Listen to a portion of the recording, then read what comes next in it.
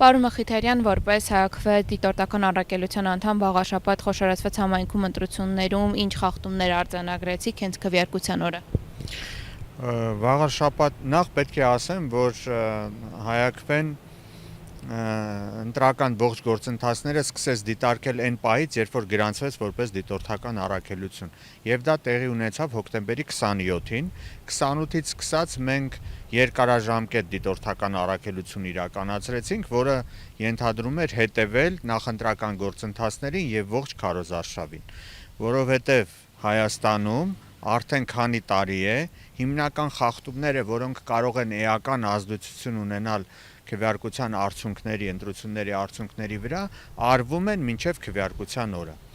Եվ այնտեղ գրանցեցինք մի շարք բացթողումներ եւ կարելի է ասել խախտումներ, որոնք կարող էին էական ազդեցություն ունենալ։ Դրանցից առաջինը եւ ամենակարևորը այն էր, որ քվեարկությունից ընդամենը մի քանի օր առաջ ուրեմն քաղաքացիական պայմանագրին պատկանող CVKM կամ նրա հետ ասոցացվող կայքը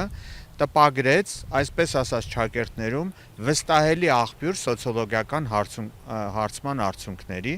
որով իրենց տեխնացուն ուներ 50-ից ավելի տոկոս, իսկ մնացածներից գուցե մեկը կամ երկուսն էին, որ կարողանում էին անցնել, այն էլ մեկը իրենց դաշնակիցը։ Այդ որը իսկ սոցիոլոգիական հարցման արդյունքներ տպագրել նախապես կամ հրապարակել նշանակում է անել այդ սոցիոլոգիական հարցումը եւ անպայման հրապարակման մեջ գրել թե ինչպիսի ընտրանք է եղել, երբ են հարցումները կազմակերպվել եւ այլն, որովհետեւ դա էական ազդեցություն է ունենում յուրաքանչյուր ընտրողի վրա։ Եվ դա իսկապես ազդեցություն ունեցավ, որովհետև դա նաև որոշակի առումով հուշում էր ընտրողներին, թե օրինակ որ ուժերին պետք չի քվեարկել, որովհետև նրանք շեմը չեն հաղթահարում։ Եվ դրանք հիմնականում ընդդիմադիր ուժերն էին։ Սա մեկ, մնացած բաները, որ վարչական ռեսուրսի համատարած կիրառում։ Տեսեք, քաղաքացիական պայմանագրի տեխնացուն ով էր։ Այն մարդը, որը 4 տարի ղեկավարել էր մի համայնք, որտեղ կար գյուղեր եւ բոլորի վարչական ղեկավարներին ինքն էր նշանակել։ Հետո վերցնում է քաղ պայմանագիրը իր այդ տեխնացուին, որ կառավարում է ըստ էության այդ բոլոր գյուղերին, բերում է վաղաշաբաթ համայնք արդեն, նշանակում է ժամանակավոր պաշտոնակատար եւ հնարավորություն տալիս էլի օգտվելու այն լծակներից, որոնք իր ձեռքում կան։ Այդ բոլորը վարչական լծակներ են։ Իսկ վաղաշաբաթում կան վարչական ղեկավար, վաղաշաբաթի հարևան գյուղում, բացի դրանից բոլոր ՈԱԿ-ները, այսինքն բոլոր այն կազմակերպությունները, որոնք պատկանում են համայնքին, ՀՕԱԿ-ները։ Եվ ստացվում է, որ նա այդ ամբողջ ռեսուրսը ըստ էության ներդրեց եւ գյուղերի եւ քաղաքի արդեն հենց ընտրությունների ժամանակ։ Եվ ընտրությունների արդյունքներն էլ են դա ցույց տալիս։ Օրինակ, եթե միայն վաղաշաբաթում ընտրությունները լինեին, քաղաքացիական պայմանագիրը չէր հաղթելու։ Ձևավորվելու էր կոալիցիա, որովհետեւ օրինակ Հայրենիքը անցնում էր եւ Մայր Հայաստանը ավելի շատ ձայներ էր հավաքում եւ այլն։ Իսկ գյուղերի փաստորեն ընտրողների ձայները գումարվեցին եւ ստացվեց այն պատկերը, որ ընդամենը 3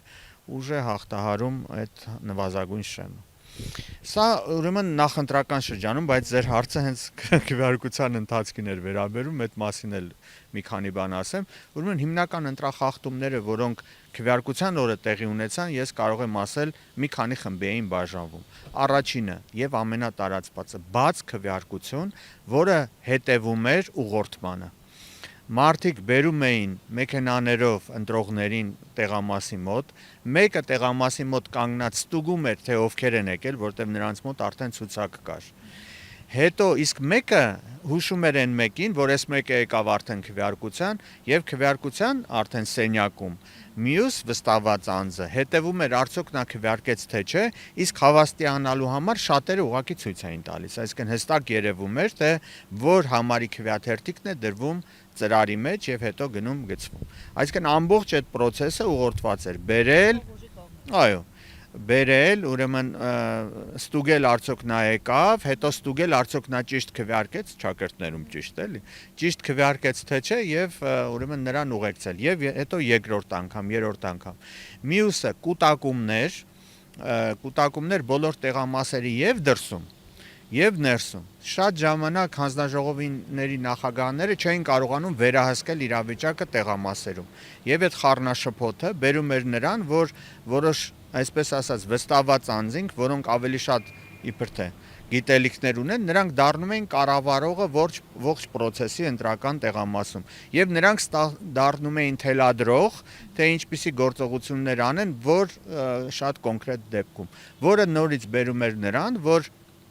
այդ թելադրող դիրքից ընտրողների վրա որոշակի ճնշում էր գործադրվում, որպեսզի քվեարկեն հատկապես այն ուժի օգտին, որը տիրապետում է բոլոր այդ վարչական ռեսուրսներին։ Այդտեղ կարելի է նաև նշել այդ գովազդային պաստառները, որոնք փակցված էին տեղամասերի մոտ, կարելի է նշել նաև տեղամասերի ոչ հարմարեցված վիճակը, որովհետև շատերը հասանելիություն չունեին տեղամասերին եւ այլն։ Մենք տեսանք նաև, որ իշխող ուժի այդ հայտնի ներկայացուցիչներից սկսեցին նաև մեղադրանք հնչեցնել, ընդդիմության հասցեին, թե իրենք էլ են կարծես թե այդ ընտրության օրը խախտումներ արել։ Դուք ինչ կարձանագրեք։ Որ ասենք, որ միակողմանի եւ բոլոր իշխող ուժի կողմից էին խախտումները գրանցած, հատկապես մեր դիտորդների կողմից, իհարկե այդպես չի, չնայած գերակշիռ մեծամասնությունը իհարկե այդպես է։ Մենք նկատել ենք նաեւ ընդդիմության կողմից, մասնավորապես համար 1-ի կողմից որոշակի խախտումներ եւ ուղղորդումներ, օրինակ, եւ մեքենաների վրա գովազդներ, որոնցով մեքենաներով բերում էին եւ դա հատկապես 1-2 գյուղերում մենք դա դիտարկել, այո, իսկապես դա կա եւ փոխադարձ նաեւ պաստառների փչացնելը, մի պաստառի վրա մյուսը փակցնելը, ուրեմն լարված մթնոլորտ որոշ տեղամասերում, որոնք բնավ չէին նպաստում նրան, որ ընտրությունների ընթացքը շատ հանգիստ ընթանա, բայց միևնույն է, սա չպիտի ոնց որ քչացնի իշխող քաղաքական ուժի պատասխանատվությունը, որովհետև միևնույն է, նա է, նույնիսկ եթե վատ ընտրություններ են կազմակերպվում, միևնույն է պատասխանատուն կազմակերպիչն է, ում ձեռքին հենց այդ լծակներն են, որոնք պետք է լինեն շատ անաչառ, մաքուր, հավասար պայմաններ պիտի ստեղծեն եւ այլն։ Օրինակ մի բան ես ասեմ էլի, օրինակ Խոյ համայնքում, որը գործում էր մինչեւ 3 առաջի օրը, նախընտրական շրջանում կտրուկ աճել են հողերի հետ կապված գործարքները, օրինակ հողի նշանակություն փոխել, մնացած բաները, եւ դա արվել է վերջին 1 ամսվա ընթացքում։ Դա նշանակում է, որ այն մարդը, որը Յայլոյան, եթե չեմ սխալվում, որը փոխարինեց Մեխակյանին Խոյ համայնքում, նա ըստ էության ուղղակի նվերներ էր տալիս այդ հողամասերը, նշանակություններ փոխում, ինչի դիմաց արդեն ակնհայտ է բոլորին էլ, թե ինչի դիմաց դա կարող էր անել։ Որքանով էր ընդունելի եւ օրենքի տեսանկյունից եւս Խոյ համայնքի միացումը վաղաշաբաթին եւ արդյոք մենք այստեղ օրենքի բաց չունենք։ Գիտեք, նպատակահարմարությունը ընդհանրապես հիմնավորված չի։ Ավելի ճիշտ կարելի ասել հիմնավորված է այն տեսանկյունից, որ այդ ընտրողների ձայները գումարվելով վաղաշաբաթի ձայներին կարող էին էական բան փոխել եւ այդպես էլ եղավ, որովհետեւ այնտեղ եւ խնդիրներն են տարբեր գյուղական բնակավայրերում, մասնավորապես ջերմատների հետ կապված, ջրի հետ կապված, տարբեր բաների հետ կապված, իսկ վաղաշաբաթում լրիվ ուրիշ խնդիրներն են եւ այդ արհեստական միացումը ուղղակի միտված էր նրան, որպեսզի այնտեղ շատ ուժեղ գործադրված վարչական ռեսուրսները օգտագործելով ընտրությունների արդյունքները ունենալ այնպես, ինչպես որ պլանավորում էր իշխող քաղաքական ուժը։ Եվ ակնհայտ է նաև դա արդյունքներից, եթե մենք նայում ենք, օրինակ այն բնակավայրերում, որոնք Խոյ համայնքում մեծ բնակավայրեր էին, միայն այդ բնակավայրերում օրինակ քաղաքացիական պայմանագիրը շուրջ 60% ձայն է հավաքել։ Մինչդեռ վաղաշաբաթում, օրինակ առաջին եւ երկրորդ տեղերը գրաված ուժերի միջև տարբերությունը ընդամենը մի քանի 100 ձայն էր։ Այսինքն սա հստակ ցույց է տալիս, որ գյուղերի միացումը վաղաշաբաթին էական ազդեցություն ունեցավ ընտրությունների արդյունքների վրա։